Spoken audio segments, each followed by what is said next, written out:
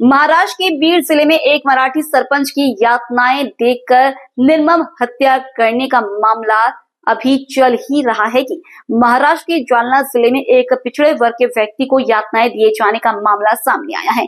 घटना की video social media पर viral हो गई है, जिसे लेकर बवाल हो गया है। ओबीसी संगठनों ने इसे लेकर विरोध प्रदर्शन किया। पुलिस ने इस मामले में एक व्यक्ति को गिरफ्तार किया है और दूसरे आरोपी की तलाश जारी है।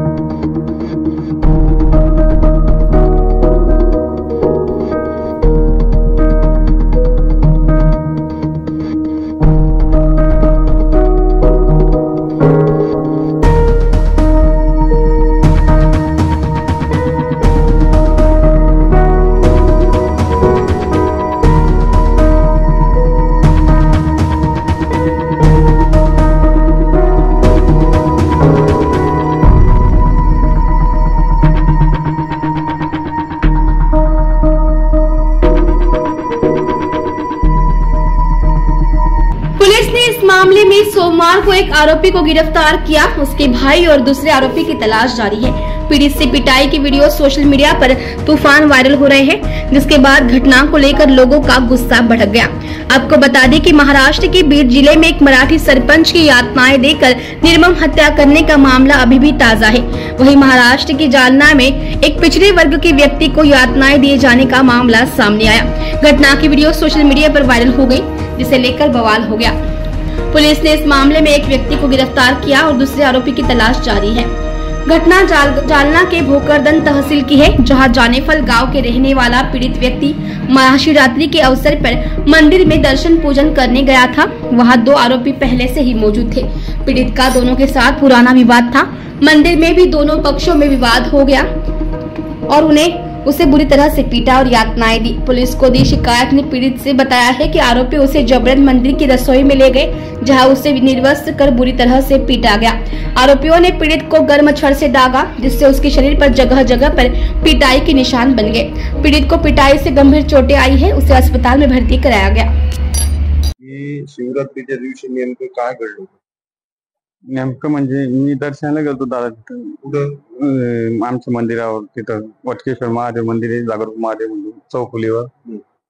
मी सिद्धेश्वर बाबाच्या तिथे दर्शनाला गेलो, तिथून आलो पालखीतून। मी म्हटलं आपण दर्शनाला जाऊ म्हटलं, आणि दर्शनाला जाऊ म्हटलं आणि आपलं थोडस साफसफाई करू। तिथे मी सकाळी पण तिथे साबुदाणा खिचडी ती बनवून दिली त्यांना। मी म्हटलं आता आपण आपलं काम संपलं, इथलं आपण दत्रा वितरातून जाऊन येऊ तिकडून सिद्धेश्वर बाबाच्या, संध्याकाळी येऊ म्हटलं। मी संध्याकाळी गेलो। मी तिथं किती वाजता गेलो? मी 9-9:30 वाजले असून दादा मला तिकडून यात्रेतून आला पालखीतून। आल्यामुळे त्यांना मला दर्शनाला बसलो नंदीपासून मग उठून म्हटलं आता आतमध्ये जाऊ दर्शनाला। त्यामुळे आतमध्ये जायची गरज नाही तुला, असं तसं बोलला ते मला। त्यानं पहिले सळ्या त्या रॉड त्या उलंगणात टाकून ठेवल्या, जिथे साबुदाणा ते बनवलं आम्ही तिथं ते लाल बुंद तयार करून ठेवल्या त्यांना। मग मला माहित लय भरपळ करतो, तुला दाखवतो मी काय येतं तुला माहित नाही आम्ही कोण आहे आमची, तुला माहिती तुला किती वेळेस तुला माहिती असल्यावर आमच्या संग लढतो का? तुला माहित नाही आम्ही दोघं आम्ही काही बी करू शकतो। मी सुदान दौडचं आपलं सोनू सुदान दौड आहे, ओळखत नाही का नवाजचा भाऊ आहे म्हणे मी काही बी करू शकतो। हे तुला पाहिजे का म्हणे, हे सगळे माझ्या अंडरमध्ये, सगळं मला मंदिर माझ्या अंडरमध्ये आहे, तू काही नाही करू शकत। म्हटलं मला दर्शन करू दे, देवाचं दर्शन करायला त्याच्यातून तुमचा काय संबंध आहे देवाचा तुमचा? नाही म्हणे आतमध्ये जायचं नाही, बाया आहे आतमध्ये, बाया आहे। मला बायाला मला घंटा वाजून मी दर्शन करत चाललं। मग ऐकलं दादा त्याने बळजबरी वडत नेलं पाहिजे तुला, मला वडत नेलं। मग ते ज्याने झटके मारत नेलं मला, तर मला ते कुठंच समजलं नाही जात की मला चटके देणार आहे का काय। त्याने जसं धरलं माझे कपडे फाडले, गळ्याला रुमाल लावला, खाली पाडलं।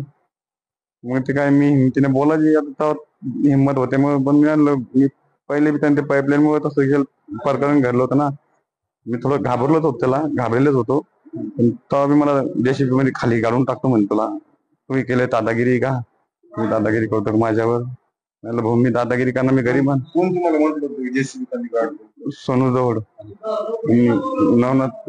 नवनाथ दौड बी होता. तो म्हणे तुला तुला दाखवून देतो म्हणे मी. नवनाथ दौडने तुम्हाला काय म्हटलं होतं त्यावेळेस त्याला फोनवर सांगितलं तर त्याला दाखवून दे म्हणे, जेसीबी खाली पाहून घे म्हणे, मी त्या पाठीशी पुरापुरी उभा आहे म्हणे, टाकून दे म्हणे त्याला जेसीबी खाली पाहून घे म्हणे. पण ते माझ्या छातीवर बसला, 2-3 बुक्के मारले मला पहिले, 1 महिना 1.5 महिना अगोदर. नाही, 1-1.5 महिना ज्यावेळेस तुम्हाला मारलं कोण सोबत होते त्यावेळेस त्यांनी मग ते मला समजले, त्याने गळ्याला लावल्यामुळे मला चक्कर, सोन्यानं या दौडना मला कस तरी म्हणजे एकदम भास झाल्या, याची कस तरी झालं, खाली पाडलं, मग चटकी दिली. चटकी दिल्या म्हणजे माझ्या थोडस हे झालं मला. मग उठलो, त्याला बोलायला लागलो तर ते म्हणे तू काही कर, तुला काही करता येत नाही म्हणे, तुला मी जीव मारू शकतो म्हणे. सोनू सुदान दौड. मला माझ्या भावाचा पाठिंबा आहे म्हणे पुरेपूर. तू काय टोकतो पैशावर, मी चांगले तोंड बंद करू शकतो म्हणे. तू काय रे म्हणे, चिल्लर म्हणे, तू चिल्लर, तुझ्याकडे काय आहे म्हणे, तू पुरं इकून टिकून बी माझी बरोबरी करू शकत नाही. म्हणलं हाव का भाऊ, तू मोठा आहे म्हणलं, असं तर बोललो. पण ते ऐकायची नाही, ते लोक घाबरून गेले त्याला. ते लोक बाजूबाजूला हानगुन झाले, ते गज म्हणायचे नको रे बाळा, मारवाल त्याला. ते म्हणे तुम्ही चुप बसा, तुम्हाला काय माहिती, त्याची मोडची जिरवतो, त्याला मारूनच टाकतो. मी पाहून घेईन, मा भाऊ पाहून घेईन, नवनाथ दौड मा भाऊ आहे, मी त्याला याला बी पाहून घेईन. त्याच्यामध्ये नवनाथ दौड आहे ना, त्याचा पण हात आहे का मग त्याचा हात आहे म्हणून तर याची हिंमत बळ इतका भरपूर आहे. ते नसताना याची कुठे हिंमत लागणार आहे. त्याचा हात आहे म्हणून तर जमत ते, मग कसं काय जमणार आहे त्याला. तुमच्यासोबत लोक उभा होते, तुम्हाला वाचवायचा प्रयत्नच नाही केलता त्यांनी, पण ते ऐकत नव्हता. ह्यो आहे ना, ह्यो ऐकत नव्हता. ह्यो म्हणे तुम्ही चुप बसा, तुम्हाला काय माहिती. यानं मला पाडलं, पायावर पाठीवर लाथा मारल्या पहिले, मग ती काढलं त्यांनी मारलं, मग खूप गंभीर जखमी दिले, खूप त्रास झाला मला. पण ते महादेवानं मला वाचवलं. त्या बिचाऱ्यानं मला इतकं बळ दिलं की खूप बळ दिलं. त्याच्याच भरवशावर मी त्याची सेवा करतो. मला त्याचं बळ त्यांनी फळ मला त्याने दिलं होतं. काय वाटतं तुम्हाला, काय अपेक्षा आहेत? माझी अपेक्षा फक्त मला न्याय पाहिजे. मला त्यांनी पैशाचं पण सांगितलं, नंतर पोलीस केस केलं होतं.